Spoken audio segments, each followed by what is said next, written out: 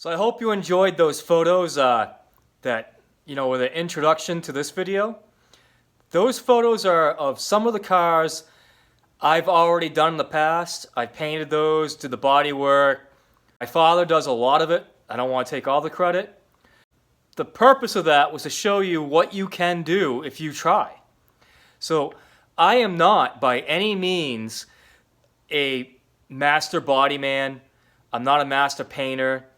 I show a lot of different things in my videos, and I am not the best at anything. But what I do is I try, okay? So the biggest thing to learn from watching my videos on bodywork or building something or anything I show you is I'm trying to show you that if you try to do something, you can do it. And the ways I do stuff, they're not the best. I know they're not the best. There's better ways of doing everything. But I just want to give you kind of a baseline of how I do things, show you the process I use, show you the end results. Hopefully it lights a fire under you guys that, you realize you can do stuff if you just try.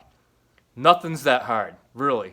There's nothing out there that's really hard to do.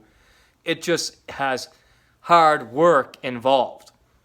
Get out there, do it, enjoy this. Now on a big car like this, I typically will attack one panel at a time, get it so it's like really close, and then move on to the next panel. And I do that so it's not overwhelming. This car, it needed quite a bit of body work.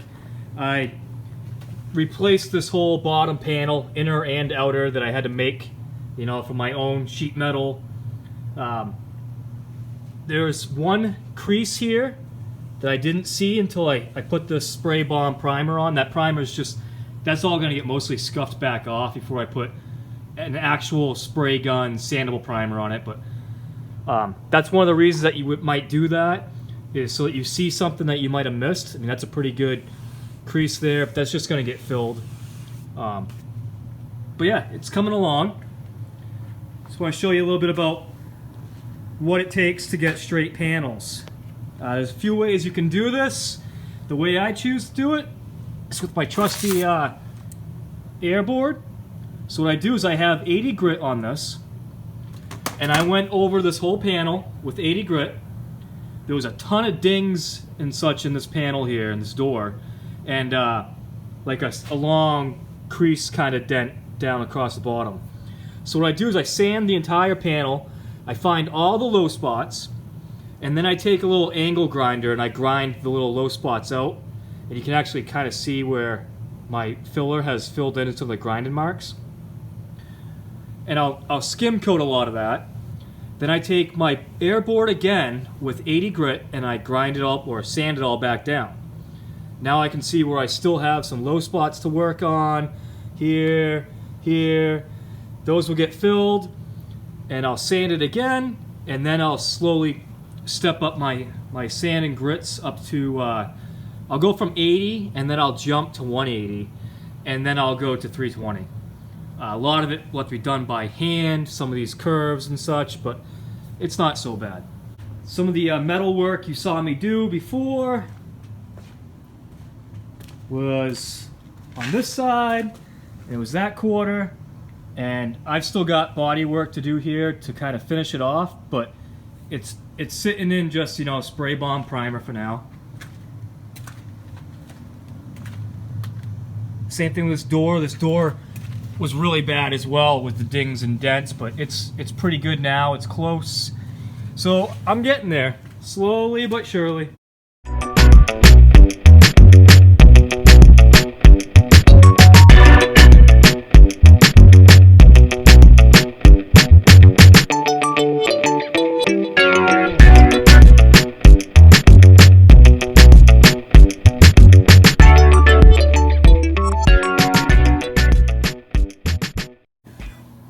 So I've got some filler here all mixed up. I like to use cardboard because it's easy to toss it when I'm done. Like I said, I got most of this already good on my my first coat. So this coat, for a lot of it is sort of a, you might call it skim coat. A little bit heavier than that in some areas. Don't try to get it perfect on your first 1 or 2 coats because it's just not worth it. You're just going to end up putting too much on and have to sand that all back off. So what I'm doing is I'm basically putting on some and just kind of squeegeeing it right back off. So I put on a good amount like that. Clean my spreader. And I'm basically just going to pull that right back off.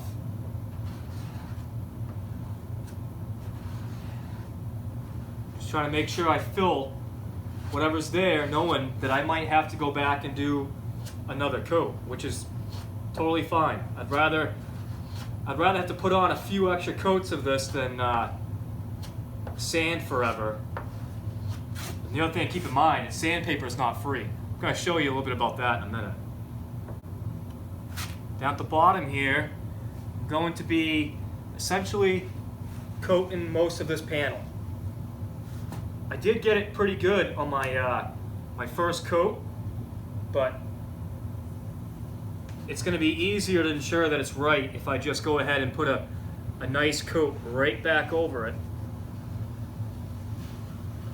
Basically using this as like a finish filler because the way I'm pulling it so tight back off. It's just to fill any minor imperfections that are left. You may have seen that I've done like a how to do drywall video. And to be honest, doing drywall and doing body work on a car are not drastically different. The enemy is sanding in both cases. So you don't want to be doing a lot of sanding. So that should be a good start on this little crease I had here. I'll probably need to do a couple more coats. Some of this is kind of, you got to put some on to find where you have to take it back off.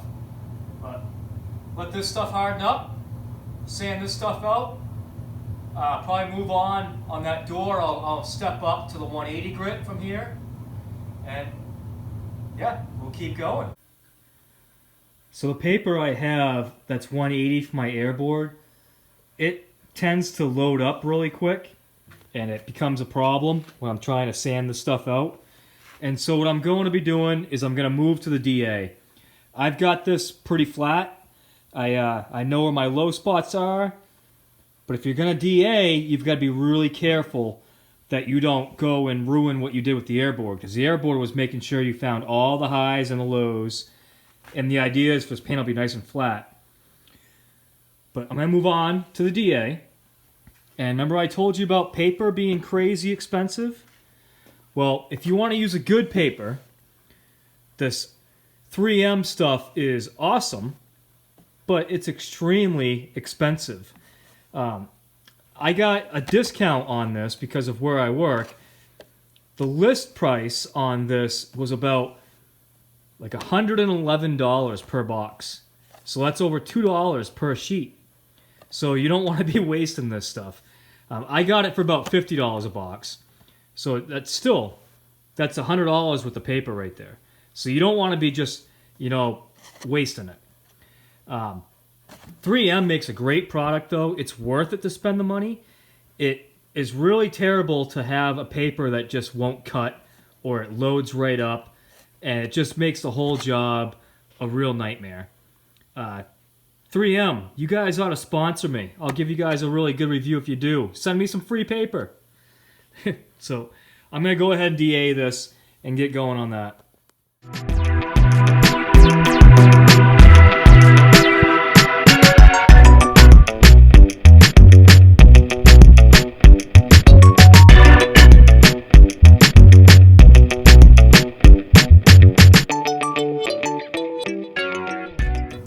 So I do have a couple more spots that need just a little bit more addressing, but for the most part this is just about done.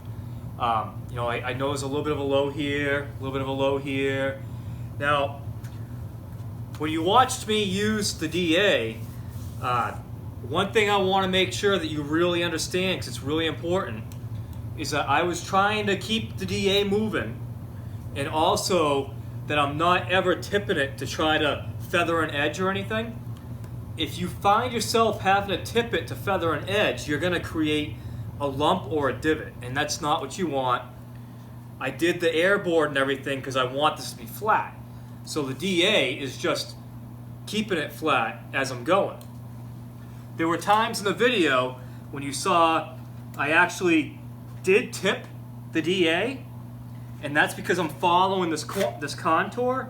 So what I'm doing is I'm using the radius of the DA here, and I'm keeping that radius the same radius as the panel, and I'm moving the whole time. I'm never just sitting in one spot. That's to keep that nice radius, and I know my panel on my radius is already pretty flat, so it's not like I had a lot of body work there that I'm trying to straighten out.